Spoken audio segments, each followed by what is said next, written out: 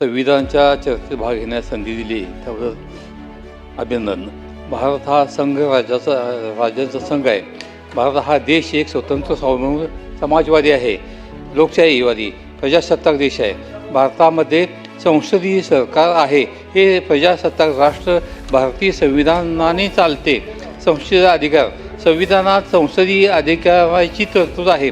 केंद्रीय सरकारनी संविधानात प्रमुख राष्ट्रपती असतात.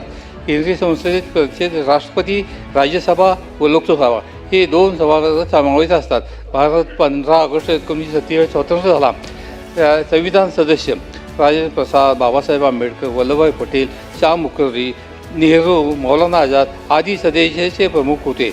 आणि त्या सदस्य अध्यक्षाचे प्रमुख पहिल्या सभेचे प्रमुख डॉक्टर बाबासाहेब आंबेडकर होते.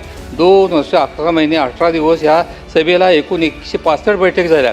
देशाचा सर्वोच्च कायदा म्हणजे संविधान. हे संविधान 26 नोव्हेंबर 1949 रोजी स्वीकारले. 26 जानेवारी 1950 त्यातील तरतुदीनुसार देशाचा कारभार चालू झाला. म्हणून हा प्रजासत्ताक देश म्हणून आपण आज सगळ्यात आणि इथून पुढे सुद्धा घेत आलेलं आहे.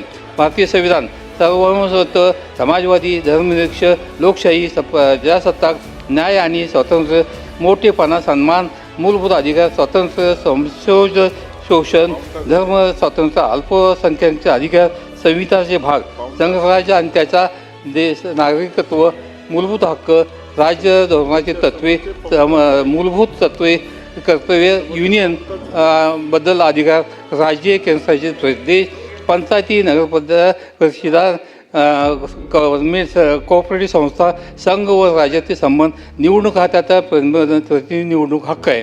अधिकृत भाषा, आपत्कालीन तरतुदी, संविधान कायदे आहेत.